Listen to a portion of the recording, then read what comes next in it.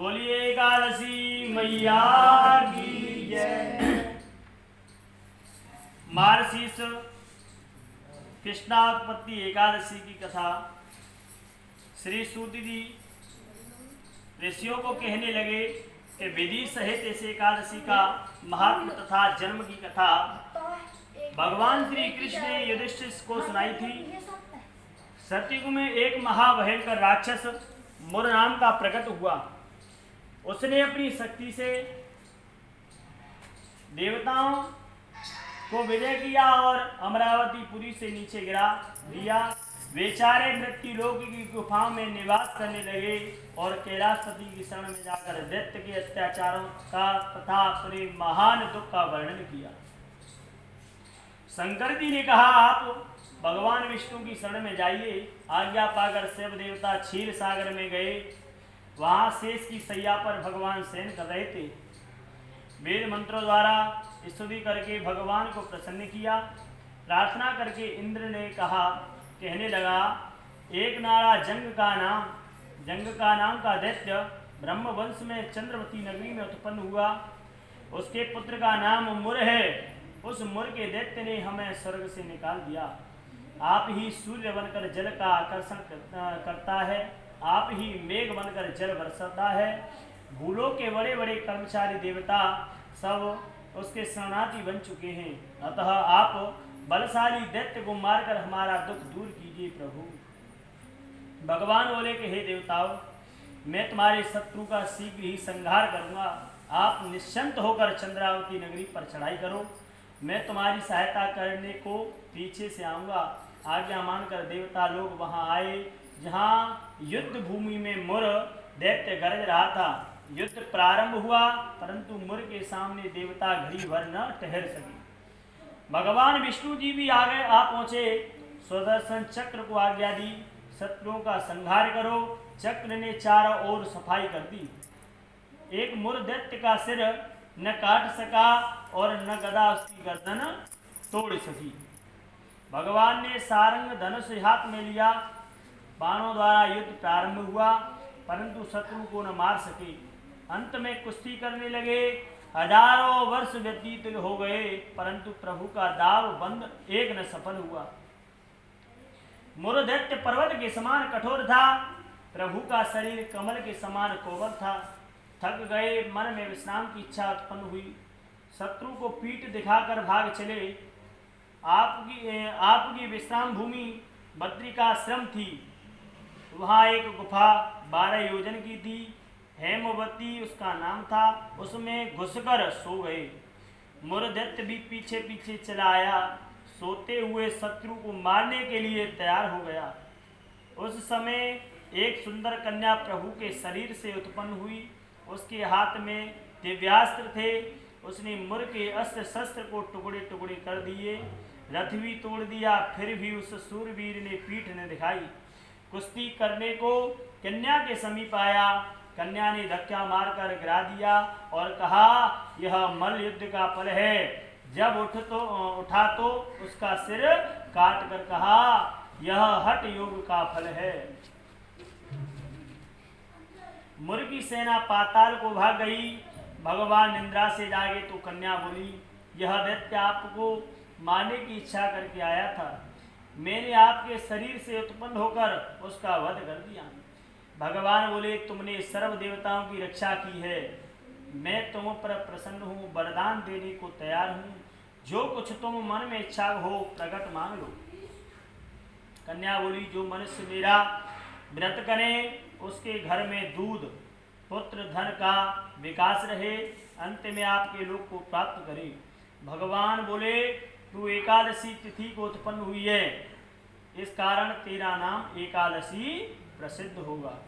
जो श्रद्धा भक्ति से तुम्हारा व्रत करे उनको सब तीर्थों का स्नान का फल मिलेगा। घोर पापों से उद्धार करने वाला तुम्हारा व्रत होगा। ऐसा कहकर भगवान अंतर्ध्यान हो गए।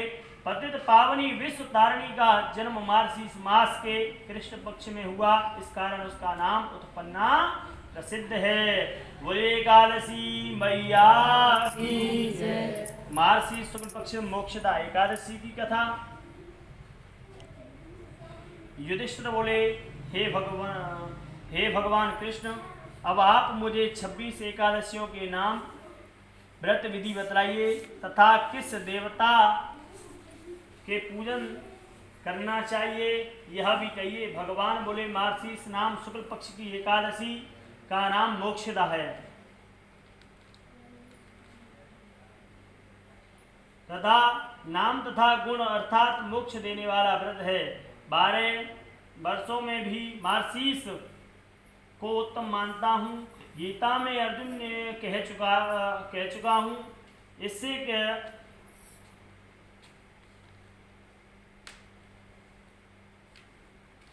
गीता में अर्जुन से कह चुका हूँ। इससे श्री कृष्ण पक्ष की एकादशी से प्रेम उत्पन्न होता है और शुक्ल पक्ष का व्रत मोक्षदाता है। इस व्रत में दामोदर भगवान का पूजन करना चाहिए। आज व्रतधारियों को यजमान से मेरी उक्खल वंदन लीला का श्रवण करना योग्य है। अब मोक्षदा एकादशी की पौराणिक कथा सुनाता हूँ। प्राचीन गोकुल नगर में वैखानस नाम का राजा धर्मात्मा और भक्ति था। उसने रात्रि को स्वप्न में अपने पूज्य पिताजी को नरक भोगते हुए देखा। प्रातःकाल ज्योतिषी वेदवादी ब्राह्मण से पूछने लगा, मेरे पिता का उद्धार कैसे होगा? ब्राह्मण बोले, यहाँ समीप में पर्वत ऋषि का आश्रम है, उनकी शरणागत में आपके पिता शीघ्र ही स्वर्ग को चले जाएंगे। राजा पर्वत मुनि की शरण में गया, दंडवत करके कहने लगा, मुझे रात्रि में स्वप्न में मेरे पिता का दर्शन हुआ। वह बेचारे यमदूतों के हाथ में दंड पा रहे हैं। आप अपने योग बल से बताइए, उनकी मुक्ति किस साधन से शीघ्र होगी? मुनि ने विचार कर कहा, और धर्म कर्म सब देर से फल देने वाले हैं। शीघ्र वरदान तो केवल शंकर जी प्रसिद्ध है, परंतु उनको प्रसन्न करना भी कोई मौसी जी का भवन नहीं है। देर अवश्य लग जाएगी और तेरे पिता की इतनी ही तक मरम्मत हो जाएगी। इस कारण सबसे सुगम और शीघ्र फलदाता मोक्षदा एकादशी का व्रत है। उसे विधि पूर्वक परिवार सहित करके पिता को संकल्प कर दो, निश्चित ही उसकी मुक्ति होगी। राजा ने कुटुंब सहित मोक्षदा एकादशी का व्रत करके फल को अर्पण कर दिया। इसके प्रभाव से वह स्वर्ग को चला गया। मोक्षदा एकादशी का महात्म जो सुनता है उसे वाजपेयी यज्ञ का फल प्राप्त होता है। बोले मोक्षदा एकादशी मैया की जय हो। पौष कृष्ण पक्ष सफला एकादशी की कथा। भगवान कृष्ण बोले, हे दुष्टर, मैं दान स्नान तीर्थ जप तप इत्यादि शुभ कर्मों से शीघ्र प्रसन्न नहीं होता हूँ। एकादशी व्रत करने वाला मुझे प्राणों के समान प्रिय लगता है।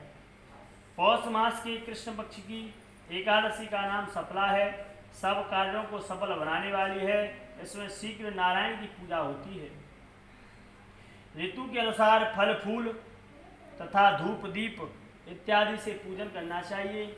महात्म्य की कथा भी कहता हूँ, प्रेम से सुनना। चंपावती नगरी में एक महेशमान नाम का राजा राज्य करता था। उसके 4 पुत्र थे। बड़े पुत्र का नाम लुम्पक था। वह बड़ा दुराचारी था। मांस मदिरा पर स्त्री गमन वैश्यों का संग इत्यादि कुकर्मों से संपूर्ण था। पिता ने उसे अपने राज्य से निकाल दिया। वन में एक पीपल का वृक्ष था जो भगवान को भी प्रिय था। सर्वदेवताओं का कीड़ा स्थल भी था वहीं था। ऐसे पतित पावन वृक्ष के सहारे लुम्पक भी रहने लगा, परंतु फिर भी चाल टेढ़ी ही रही। पिता के राज्य में चोरी करने चला जाता था। पुलिस पकड़कर छोड़ देती थी। एक दिन पौष मास के कृष्ण पक्ष की 10वीं की रात्रि को उसने लूट मार अत्याचार किया और पुलिस ने वस्त्र उतारकर उसे दंड देकर वन में छोड़ दिया। बेचारा पीपल की शरण में आ गया। उधर हेमगिरी पर्वत की पवन भी आ पहुंची। लुम्पक पापी के सब अंगों में गठिया रोग प्रवेश किया। हाथ पांव अकड़ गए। प्रातःकाल सूर्योदय होने के बाद कुछ दर्द कर्म हुई। पेट का गम लगा, जीवों को मारने में आज असमर्थ था और वृक्ष पर चढ़ने की शक्ति भी न थी। नीचे गिरे हुए फल बीन लाया और पीपल की जड़ में रखकर कहने लगा, हे प्रभु, वन फलों का आप ही भोग लगाइए, मैं भूख हड़ताल करके शरीर को छोड़ दूंगा। मेरे से कष्ट भरे जीवन में मृत्यु भली है। ऐसा कहकर प्रभु के ध्यान में मग्न हो गया। रात्रि भर नींद न आई, भजन कीर्तन प्रार्थना करता रहा, परंतु प्रभु ने उन फलों का भोग लगाया। प्रातःकाल हुआ तो एक दिव्य अश्व आकाश से उतरकर उसके सामने प्रकट हुआ और आकाशवाणी द्वारा नारायण जी कहने लगे, तुमने अनजाने में सफला एकादशी का व्रत किया, उसके प्रभाव से तुम्हारे समस्त दुख नाश हो गए। अग्नि को जानकर या अनजाने हाथ लगाने से हाथ जल जाता है, वैसे ही एकादशी भूलकर रखने से भी अपना प्रभाव दिखाती है।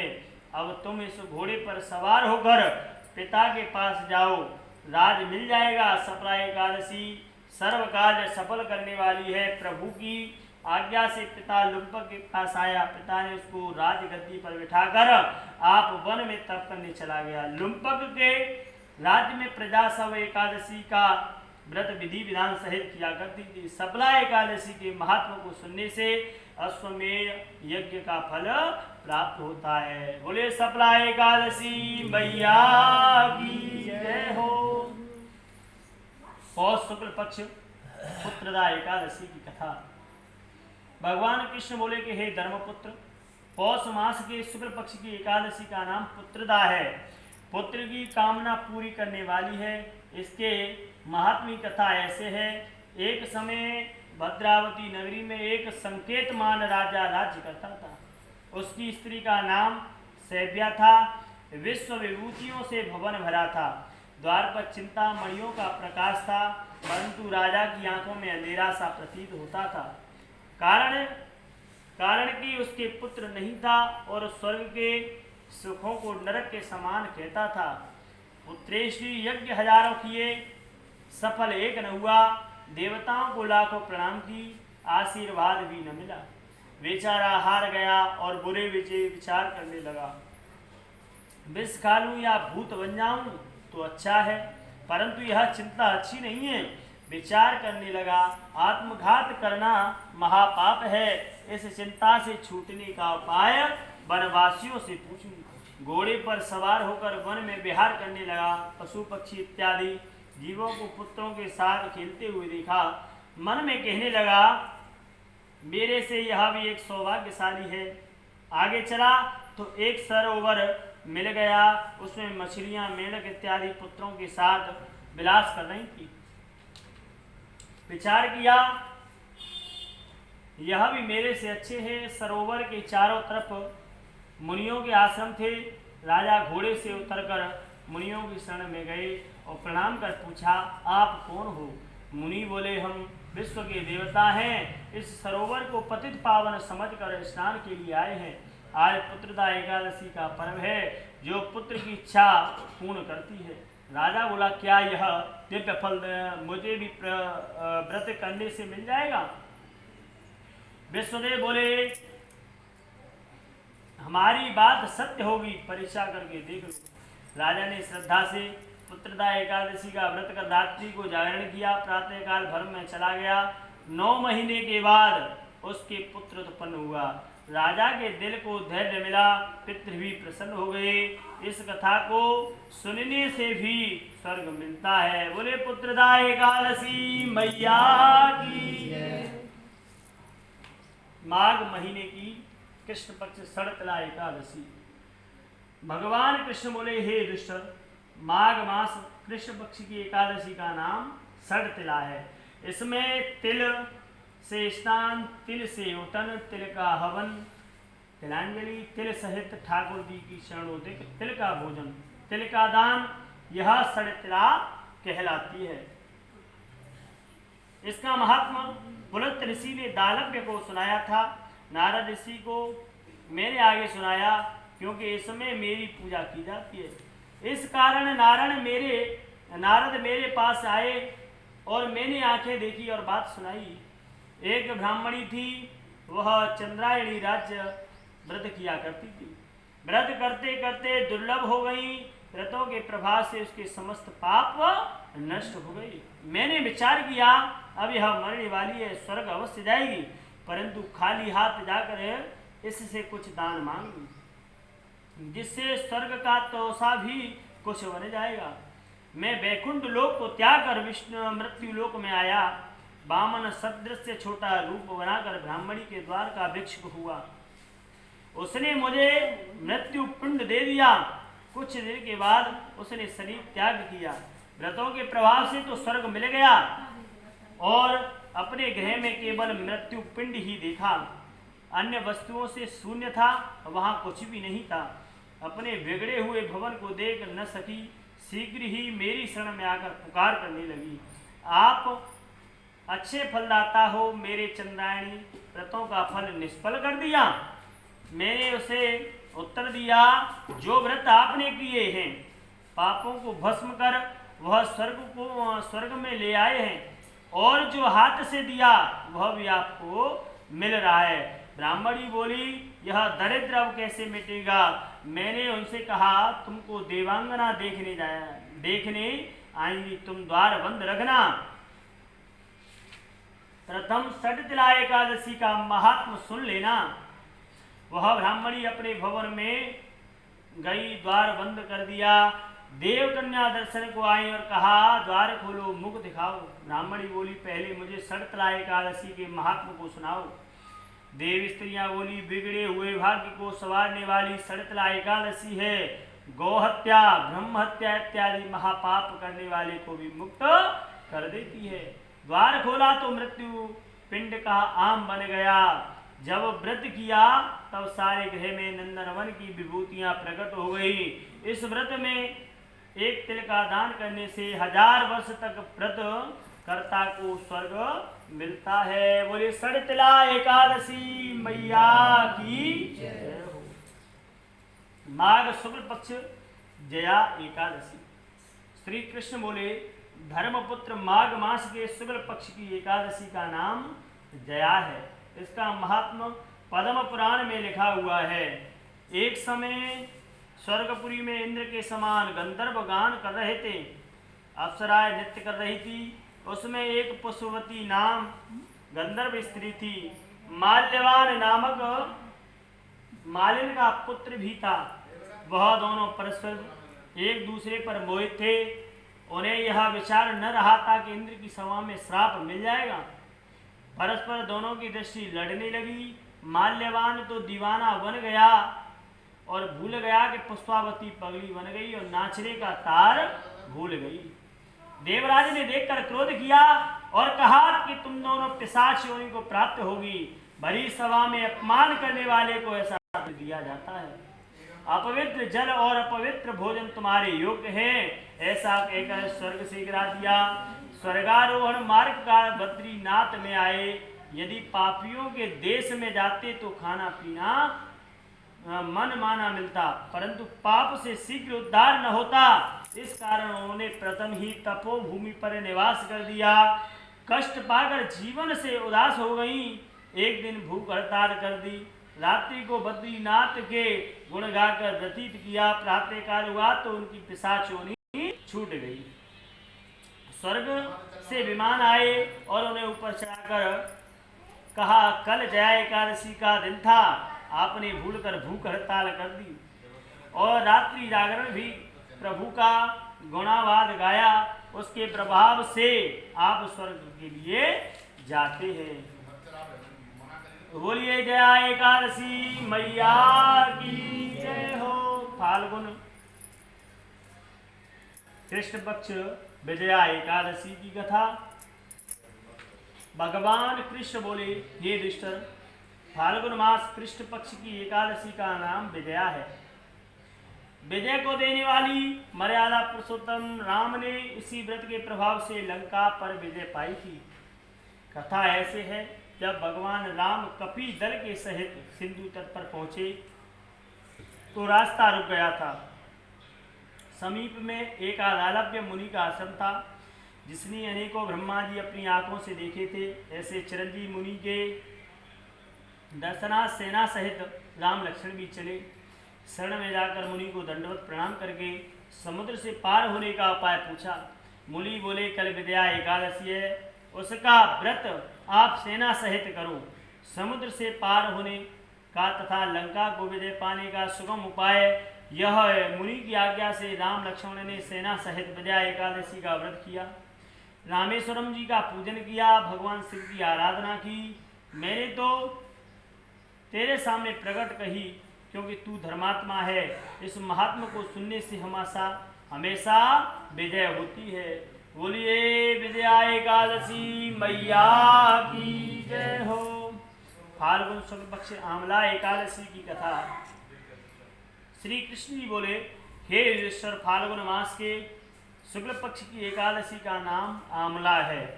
एक समय वशिष्ठ मुनि से मानदाता राजा ने पूछा, समस्त पापों का नाश करने वाला कौन सा व्रत है? वशिष्ठ जी बोले, पौराणिक इतिहास कहता है, वैश्य नाम की नगरी में चंद्रवंशी राजा चैत्ररथ नाम का राजा राज करता था।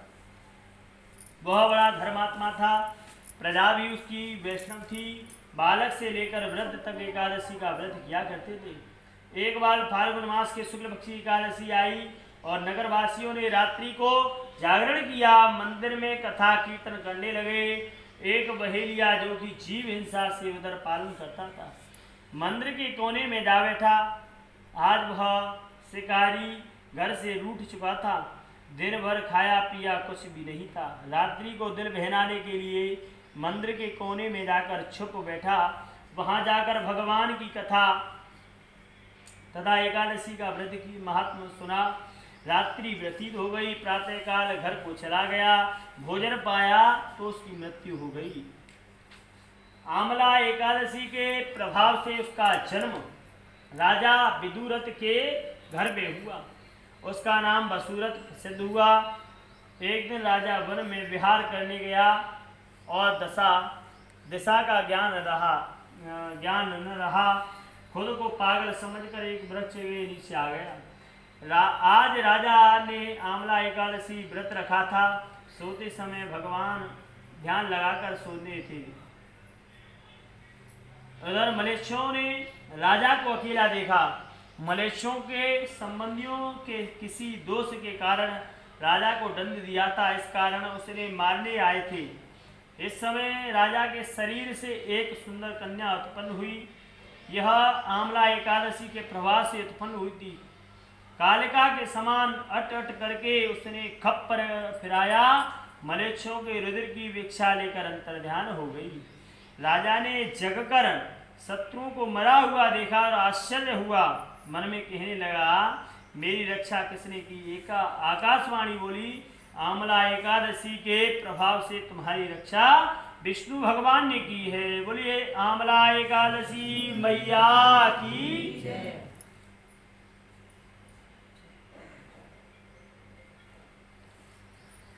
चैत्र कृष्ण पक्ष पाप मोचनी एकादशी। कृष्ण जी बोले कि हे धर्मपुत्र, चैत्र मास के कृष्ण पक्ष की एकादशी का नाम पाप मोचनी अथवा पाप से भस्म करने वाली है। इसका महात्मा। एक दिन लोमस ऋषि से राजा मानदाता ने पूछा। लोमस ऋषि बोले, एक चित्ररथ नामक सुंदर वन था।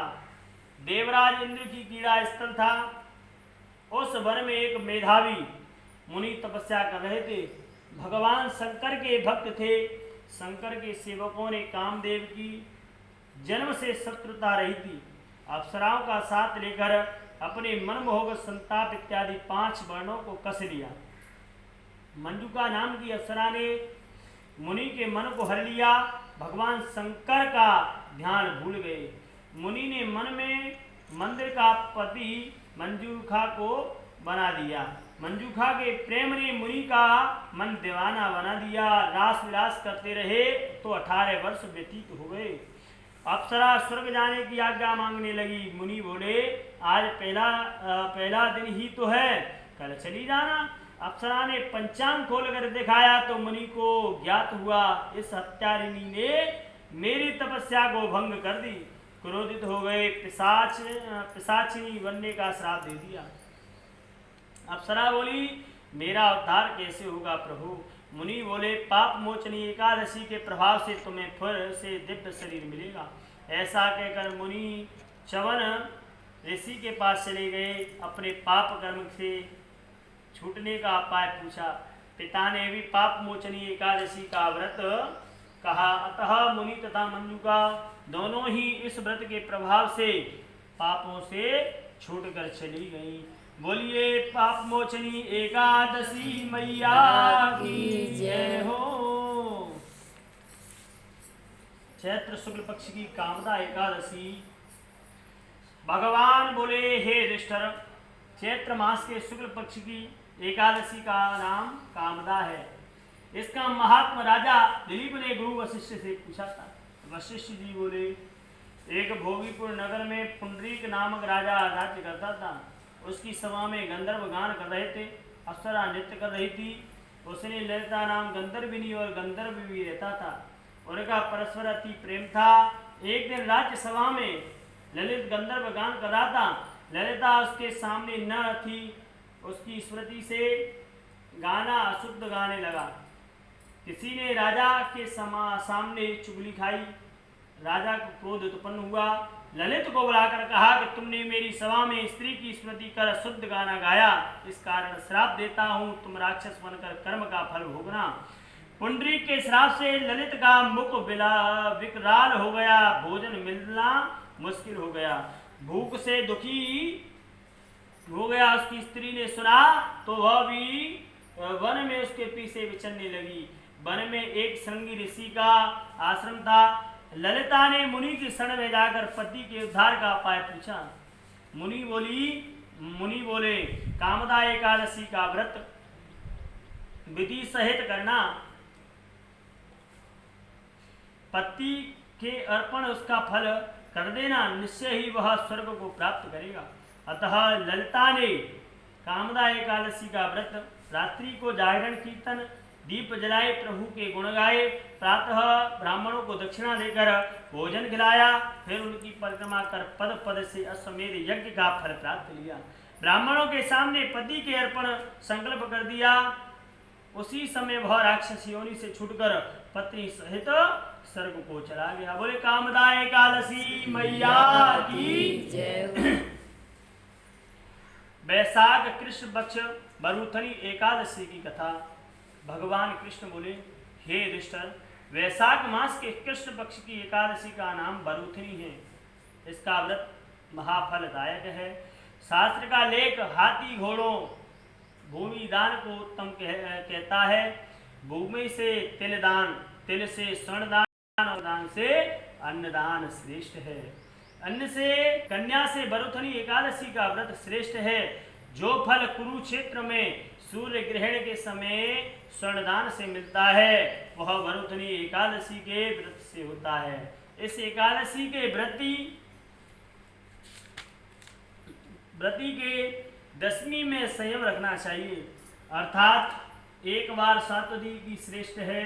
कन्यादान भोजन करें, मांस मसूर की दाल प्याज आदि निषेध वस्तुओं का त्याग करें और रात्रि को स्त्री का स्मरण न करें। जुआ, क्रोध, मिथ्या भाषण इत्यादि कुकर्मों से दूर रहें। इस विधि से व्रत करने वाले पर यमराज प्रसन्न होते हैं। बोलिए एकादशी मैया की जय। वैशाख शुक्ल पक्ष मोहिनी एकादशी की कथा। भगवान कृष्ण बोले, हे धर्मपुत्र, वैशाख मास के शुक्ल पक्ष की एकादशी का नाम मोहिनी है। इसका महात्म मर्यादा पुरुषोत्तम राम ने गुरु वशिष्ठ जी से पूछा था। वशिष्ठ जी ने कहा, सरस्वती नदी के तट पर भद्रावती नाम की नगरी है। उसमें धृतमान राजा राज्य करता था। उसके राज्य में एक धनपाल वैश्य रहता था। वह बड़ा धर्मात्मा और विष्णु भगवान का भक्त था। उसके 5 पुत्र थे। बड़ा पुत्र महापापी था, जुआ खेलना, मद्यपान करना, नीच कर्म करने वाला। उसके माता पिता ने कुछ धन देकर उसे घर से निकाल दिया। आभूषणों को बेचकर कुछ दिन उसने काट दिए। अंत में धनहीन हो गया। चोरी करने चला तो पुलिस ने पकड़कर बंद कर दिया। दंड अवधि व्यतीत हुई तो नगरी से निकाल दिया गया। वह वन में पशु पक्षियों को मारता और खाता था। एक दिन उसके हाथ शिकार न लगा तो भूखा प्यासा कठोर मुनि के आश्रम पर आया तो हाथ जोड़कर बोला, मैं आपकी शरण में हूँ, मैं पापी हूँ, मैं हत्यारा हूँ, कोई उपाय बताकर मेरा उद्धार करो प्रभु। मुनि बोले, वैशाख मास के शुक्ल पक्ष की मोहिनी एकादशी का व्रत करो, अनंत जन्मों के पाप भस्म हो जाएंगे। मुनि की शिक्षा से वैश्य कुमार ने मोहिनी एकादशी का व्रत श्रद्धा पूर्वक व्यतीत किया। पाप रहित होकर वह विष्णु लोक को चला गया। इसका महत्व सुनने से हजारों गोदान का फल प्राप्त होता है। बोले एकादशी मैया की जय। ज्येष्ठ महीने की कृष्ण पक्ष अपरा एकादशी। श्री कृष्ण जी बोले, हे दुष्टर, ज्येष्ठ मास के कृष्ण पक्ष की एकादशी का नाम अपरा है। अपरा संसार समुद्र से पार करने वाली है। इस व्रत से महापापों का नाश हो जाता है। जो क्षत्रिय का पुत्र युद्ध भूमि से पीठ दिखाकर भागा जाए, धर्मशास्त्र उसे नरक का अधिकारी कहता है। यदि वह भी अपरा एकादशी का व्रत कर ले तो निश्चय स्वर्ग हो जाएगा।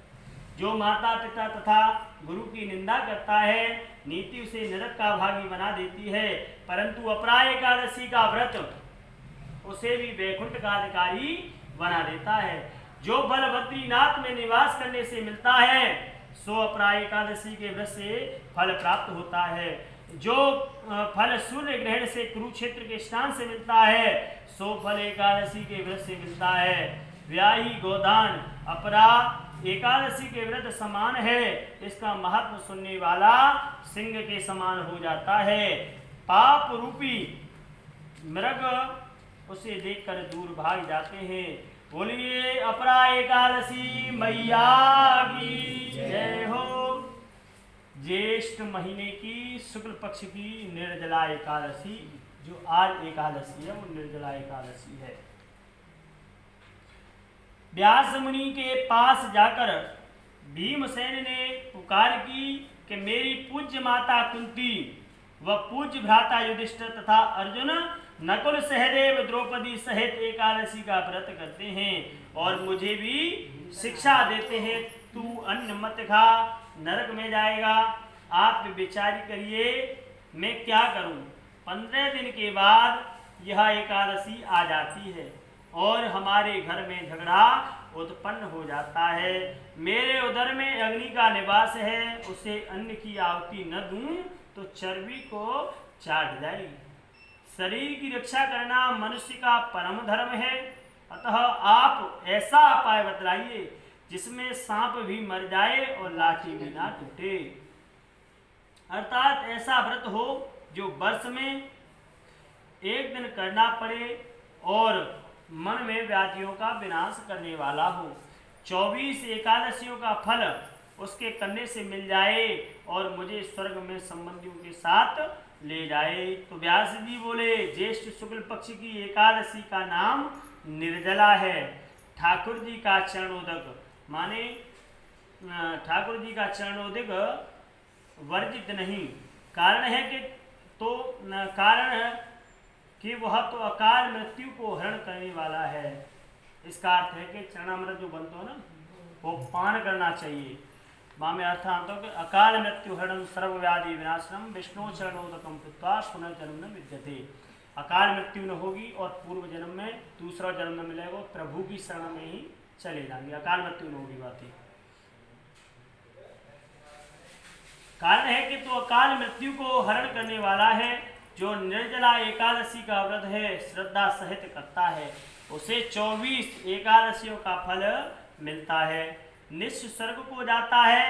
व्रत में पितरों के निमित्त पंखा, छाता, कपड़े, जूता, सोना, चांदी या मिट्टी का घड़ा और इत्यादि फल दान करें। मीठे जल की प्याऊ लगा दें। हाथ स्मरणी रखें। मुख से ओम नमो भगवते वासुदेवाय इस मंत्र का 12 अक्षर महामंत्र यही है, इसका जप करें। श्रीमद् भागवत पुराण का सार है। आप यदि फलाहारी हों तो ध्रुव के प्रथम सांस की तपस्या के तुल्य उसके एक एक दिन के समान आपका फल हो गया। यदि आप पवन आहारी रह सको तो ध्रुव का 6वें मास की तपस्या के समान फल मिलता है। श्रद्धा को पूर्ण रखना, नास्तिक का संग न करना, दृष्टि में प्रेम का रस भरना, सबको वासुदेव का रूप समझकर नमस्कार करना, किसी के दिल की हिंसा न करना, अपराध करने वाले का दोष क्षमा करना, क्रोध का त्याग करना, सत्य भाषण करना, जो हृदय में प्रभु की मूर्ति का ध्यान करते हैं और मुख से द्वादश अक्षर मंत्र का गान करते हैं वह पूर्ण फल प्राप्त करते हैं। दिन भर भजन करना चाहिए। रात्रि को रामलीला कृष्ण लीला के कीर्तन के सहारे जागरण करना चाहिए। द्वादशी के दिन प्रथम ब्राह्मणों को दक्षिणा दें, फिर भोजन खिलाकर उनकी परिक्रमा करें। अपने पग पग पर फल ब्राह्मणों को दें। अश्वमेध यज्ञ के समान हो वह वर मांग लें। ऐसी श्रद्धा भक्ति से व्रत करने वाला कल्याण को प्राप्त होता है। जो प्राणी मात्र को वासुदेव की प्रतिमा समझता है उसको मेरी कलम लाखों प्रणाम के योग्य कहती है। निर्जला का महात्मा सुनने से दिव्य चक्षु खुल जाते हैं। प्रभु घूंघट उतार कर मन के मंदिर में प्रकट दिखाई देते हैं।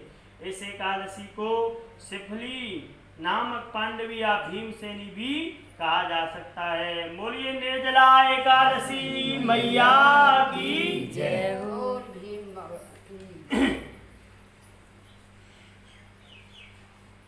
आषाढ़ कृष्ण पक्ष योगिनी एकादशी।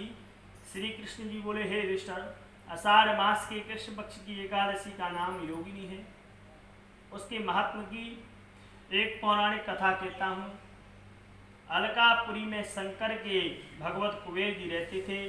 पूजा के लिए हेममाली पुष्प लाया करता था। उसकी स्त्री अति सुंदर थी। नाम उसका विशालाक्षी थी। हेममालिनी एक दिन मान सरोवर से पुष्प तोड़कर घर आया। पत्नी की छवि देखकर कामातुर हो गया। पूजा के फूल भूल गए। कुबेर भंडारी रास्ता देखते रह गए और माली के घर पर कोक शास्त्र की कीड़ा होने लगी। यक्षपति कुबेर ने गुप्त यक्षों को भेजा। वह उसके कुकर्मों को देख गए और महाअंध से ने उनको न देखा। कुबेर ने माली को बुलाया और कहा कि हरे महापापी, तूने मेरे पूज्य वर पिताजी का तिरस्कार कर दिया। इस कारण श्राप देता हूँ, तुम स्त्री के वियोग से दूर भोगेगा। मृत्यु लोक में जाकर कोढ़ी हो गया। कुबेर के श्राप से भवमाली पृथ्वी पर गिराया गया। स्त्री का वियोग हो गया। कोढ़ी बनकर कष्ट पाने लगा। शरीर से तो दुर्गंध आती थी, परंतु अंतकरण उसका दर्वण के समान शुद्ध था। शंकर भक्ति के प्रभाव से उसने पिछले जन्म की स्मृति थी। प्रायश्चित करने के लिए वह हरिद्वार में आया। गंगा जी में स्नान किया, परंतु मक्खियों ने पीछा न छोड़ा, भिन्न भिन्न करती रही। अंत में पतित पावनी देवभूमि उत्तराखंड को चला गया।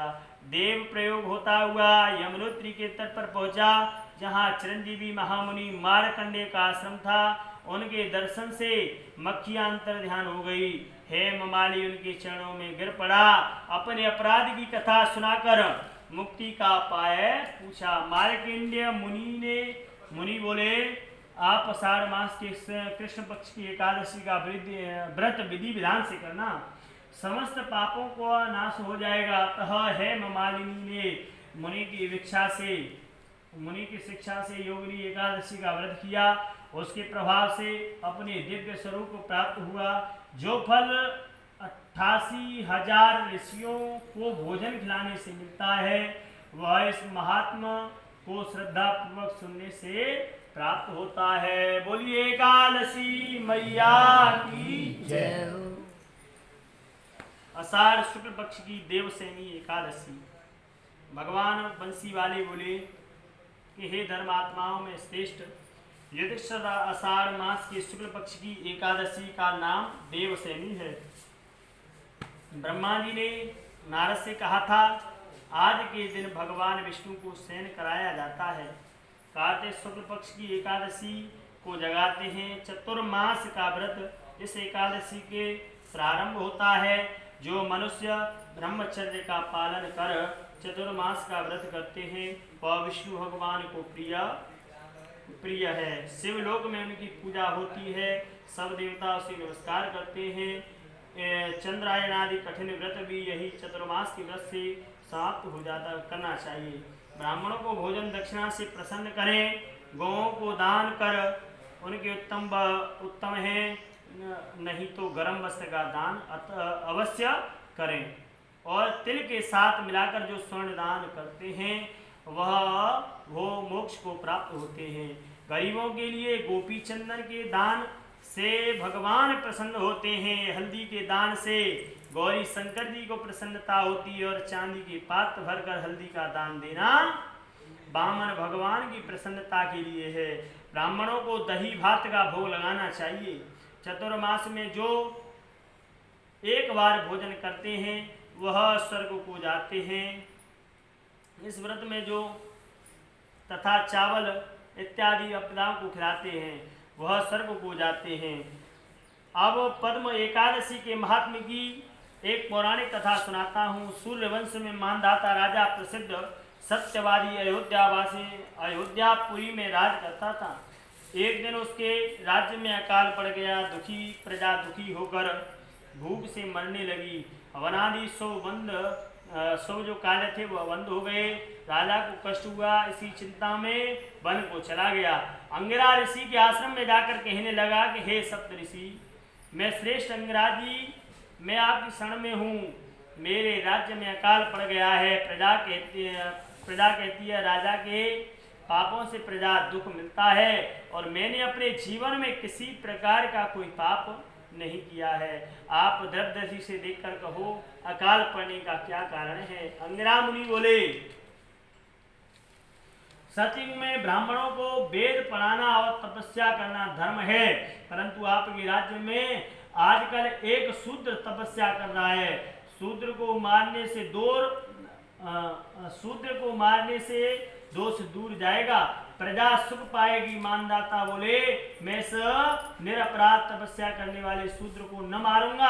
आप इस कष्ट से छूटने का कोई सुगम और उपाय बताइए। ऋषि आज बोले, सुगम उपाय कहता हूँ। भोग तथा मोक्ष देने वाली देवसेनी एकादशी है, इसका विधि पूर्वक व्रत करो। इसके प्रभाव से चतुर्मास तक वर्षा होती रहेगी। इस एकादशी का व्रत सिद्धियों को देने वाला तथा उपद्रवियों को शांत करने वाला है। मुनि की शिक्षा से मानदाता ने प्रजा सहित पद्मा का व्रत किया और कष्ट से छूट गए। इसका महात्म पढ़ने या सुनने से अकाल मृत्यु का भय दूर हो जाता है। आज के दिन तुलसी का बीज पृथ्वी या गमले में बोया जाए तो महान पुण्य होता है। तुलसी की पवन भी यमदूत भय पाते हैं। जिनका कंठ तुलसी माला से सुवित हो उसका जीवन धन्य समझना चाहिए। बोलिए एकादशी मैया की जय। श्रावण कृष्ण पक्ष कामिका एकादशी। भगवान कृष्ण बोले कि हे दुष्टर, श्रावण मास के कृष्ण पक्ष की एकादशी का नाम कामिका है। इसका महात्म लोयदार्थ। एक समय देवर्षि नारद ने पितामह भीष्म से पूछा। उन्होंने इस पवित्र व्रत में भगवान विष्णु एकादशी की पूजा कही थी। पृथ्वी दान, स्वर्णदान, कन्यादान इत्यादि महादान के फल से विष्णु पूजा का फल अधिक है। कामिका एकादशी के समान विष्णु पूजा का फल है। जो फल मनुष्य को अध्यात्म विद्या से मिलता है उससे अधिक फल कामिका एकादशी देने वाली है। भगवान विष्णु एक दल तुलसी का चढ़ाओ तो 1 भार स्वर्ण और 4 भार चांदी दान करने का फल मिलता है। बढ़िया वस्त्र, अमूल्य भूषण पर भगवान इतने शीघ्र ही प्रसन्न नहीं होते जितना कि तुलसी का धन चढ़ाने से प्रसन्न होते हैं। तुलसी के दर्शन मात्र से पाप भस्म हो जाते हैं। वृंदा के स्पर्श मात्र से मनुष्य पवित्र हो जाता है। भगवत चरणों में तुलसी अर्पण करता है, उसे अवश्य मुक्ति मिलती है। एक महात्मा को सुनने से मनुष्य यशस्वी होता है। बोले कामिका एकादशी मैया की जय हो। श्रावण मास की शुक्ल पक्ष पुत्रदा एकादशी की कथा। श्री कृष्ण बोले, हे युधिष्ठिर, श्रावण मास के शुक्ल पक्ष की एकादशी का नाम पवित्रा है। यह पुत्र की इच्छा पूर्ण करने वाली है, इस कारण इसका नाम पुत्रदा भी प्रसिद्ध है। इसमें गौ माता का पूजन करना चाहिए। इसके महात्म्य की कथा ऐसे है। एक महीमती नगरी थी, इसमें महीजीत नाम का राजा राज्य करता था। बड़ा धर्मात्मा था, परंतु पुत्रहीन था। उपाय बहुत किए, परंतु व्यर्थ गए। दिल का कांटा न निकल सका। राजा को शोक युक्त हो देखकर मंत्रियों को दुख हुआ और लोमस ऋषि के शरण में गए। दंडवत प्रणाम कर विनय करने लगे, हमारे राजा के यहाँ पुत्र नहीं है। विचार शोक भवन में विचार पड़े हैं। आप कृपया करके कोई उपाय बतलाइए जिससे उनके घर का कुल दीपक का प्रकाश हो जाए। मुनियों ने द्रव दृष्टि से उसके पूर्व जन्म का कर्म देखकर कहा, तुम्हारा राजा पिछले जन्म में कंगाल था और कर्मी भी था। एक दिन घूमते घूमते उसे कहीं जल न मिला और न अन्न मिला।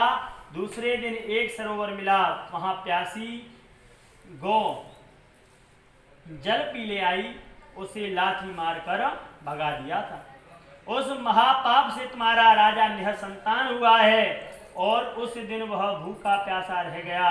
रात्रि को चलते चलते जागरण भी हो गया।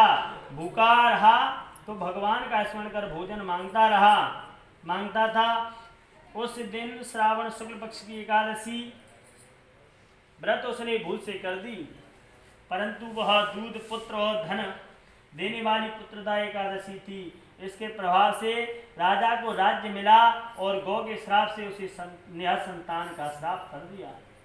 यदि आप लोग प्रजा सहित श्रावण शुक्ल पक्ष एकादशी का विधि विधान से व्रत करो और फल अपने राजा को प्रदान करो तो निश्चय उसके घर पुत्र होगा। व्रत की विधि यह है कि गौ का पूजन करना चाहिए, उसके मधुर जल और मधुर फलों से प्रसन्न कर द्वादशी के दिन उन्हें पेट भर के लड्डू और पूरी इत्यादि मिष्टान कर भोग लगाना चाहिए। आशीर्वाद कर पुत्रदा एकादशी का महात्म एक समान है। मुनि की शिक्षा से मंत्रियों ने प्रजा सहित और राजा के परिवार सहित पुत्रदा एकादशी का व्रत कर रात्रि को कीर्तन किया, गौ का पूजन कर पुत्र प्राप्त किया। बोलिए पुत्रदा एकादशी मैया की जय हो।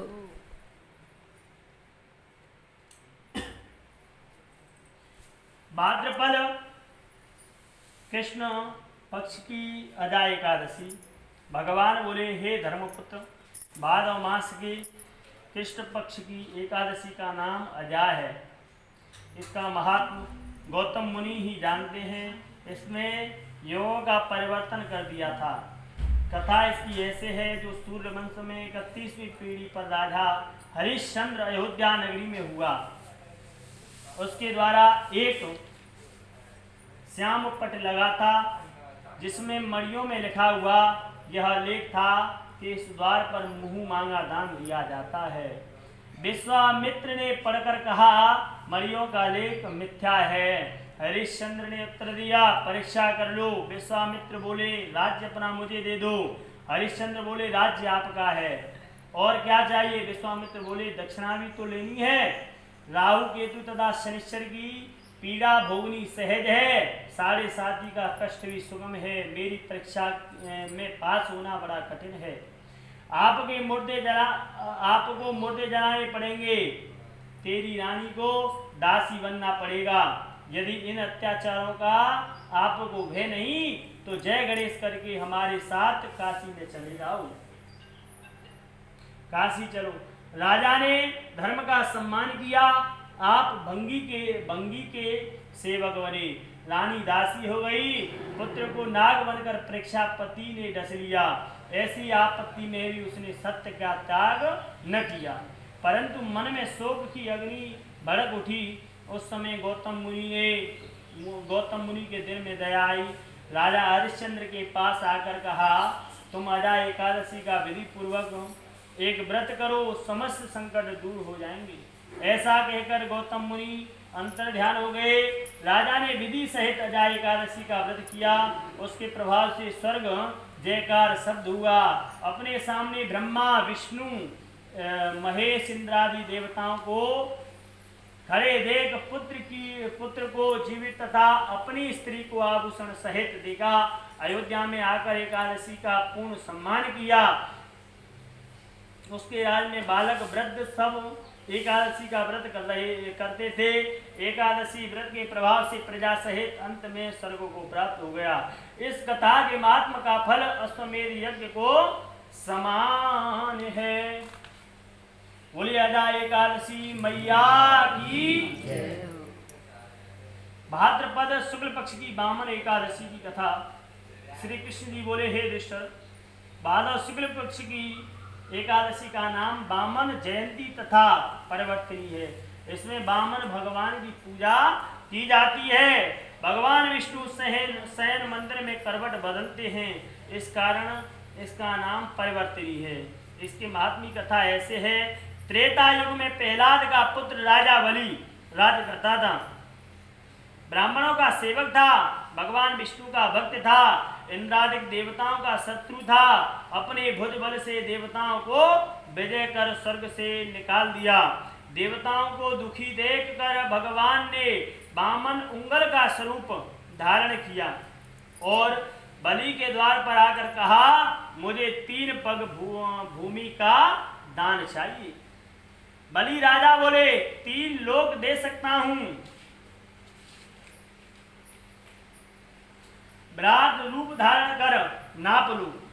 वामन भगवान ने विराट रूप धारण कर 2 पग में नाप लिया। तीसरा पग उठाया तो राजा बलि के सिर नीचे रख दिया। राजा बलि ने अपना सिर प्रभु के चरणों के नीचे रख दिया। प्रभु ने चरण धर दबाया तो पाताल लोक को चला गया। जब भगवान चरण उठाने लगे तो बलि ने हाथ जोड़कर कहा, इन्हें मन मंदिर में धरूंगा प्रभु। भगवान बोले, यदि तुम वामन एकादशी का विधि सहित व्रत करो तो मैं आपके द्वार पर कुटिया बनाकर रहूंगा। अतः बलि राजा ने वामन एकादशी का व्रत विधि विधान सहित किया। तब से भगवान की एक प्रतिमा द्वारपाल बनकर पाताल में एक क्षीर सागर में निवास करने लगी। बोलिए वामन एकादशी मैया की जय। अश्विन कृष्ण पक्ष इंदिरा एकादशी की कथा। द्वारकानाथ जी बोले कि हे धर्मपुत्र, अश्विन मास के कृष्ण पक्ष की एकादशी का नाम इंदिरा है। इसके महात्म की कथा कहता हूँ। एक समय देवर्षि नारद ब्रह्मलोक से यमलोक में आए। एक धर्मात्मा राजा को उसने यमलोक में दुखी देखा।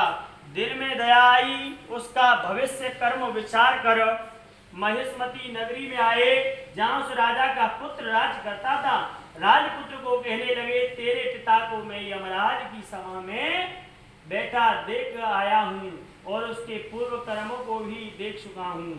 समस्त शुभ कर्म उसके स्वर्ग को देने वाले हैं। एक एकादशी व्रत के बिगड़ जाने से उन्हें यमलोक मिला।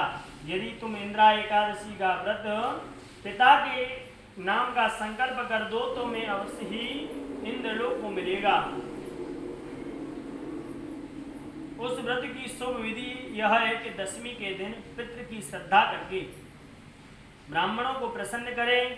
गौग्रास, कुत्ते को और कौवे को सदसा छोटा सा न बनाए अथवा माता समन को यथा शक्ति पेट पूजन कुछ अधिक करना चाहिए। मिथ्या भाषण न करें।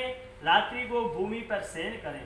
प्रातः श्रद्धा सहित भक्ति से एकादशी व्रत करें, ब्राह्मणों को यथाशक्ति दक्षिणा देकर फलाहार कर भोग लगावें, गोमाता को भी मधुर फलों से प्रसन्न करें, रात्रि को जागरण कर विष्णु भगवान का पूजन करें। ऐसी शिक्षा देकर नारद जी अंतर ध्यान हो गए।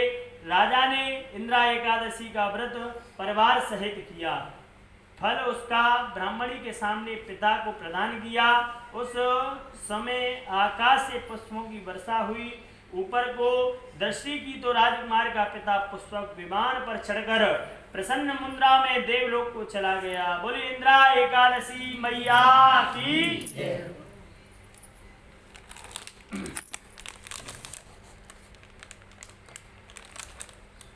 अश्विन मास शुक्ल पक्ष पापांकुशा एकादशी की कथा। श्री कृष्ण जी बोले कि हे दुष्ट, अश्विन मास के शुक्ल पक्ष की एकादशी का नाम